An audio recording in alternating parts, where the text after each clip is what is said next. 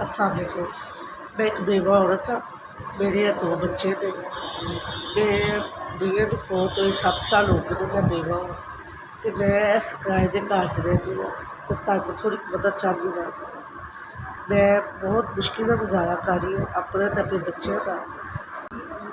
अल्लाह के सिवा मेरे इस घर च कोई नहीं, मेरे सिर से कोई भी नहीं है सिवाय 2 बच्चे सारे के अलावा। मेरा बेटे 5 दिनों तो बुखार है बहुत ज़्यादा। तो मैं एने जोगी नहीं कि वास्ते दवाई नहीं ला ग्रोसरी का काम करके अपने बच्चों का पेट पालनी पई। 400 रुपया मिलता है जिस मैं 4000 करके सैलरी चो जमा करके किराए का देती हूँ कि तुम अगर थोड़ी मेरी हैल्प कर दो। 5 दिन तो मेरा बेटा बीमार है।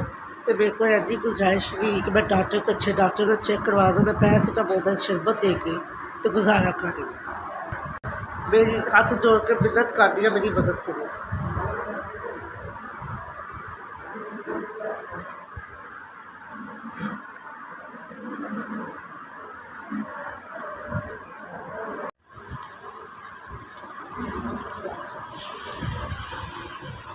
चार था अब जितना भी मैंने 4000 दिता है मैं बड़ा शुक्रिया अदा करनी। अल्लाह सेहत तंदुरुस्ती देवे, अल्लाह की कमाई च बरकत पावे, उन्होंने इस तो ज़्यादा इज्जत देवे, इस तो ज़्यादा इज्जत देवे, शोहरत दे। बहुत शुक्रिया, बहुत मेहरबानी देवे।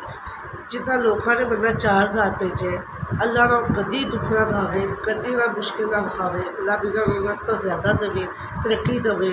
अल्लाह बिना काजी शानो बाज रवत। अल्लाह बिना हर पासों मुश्किल इंसान करे जिन्हें मेरी मुश्किल आसान की मेहरबानी। SVS जिन्होंने 4000 पहुँचाया SVS वाले ने उन्होंने मैं बहुत शुक्रिया अदा करनी है। अल्लाह भी तरक्कियाँ देवे, कामयाबियाँ देवे, उन्होंने अल्लाह भी हर मुश्किल आसान करे।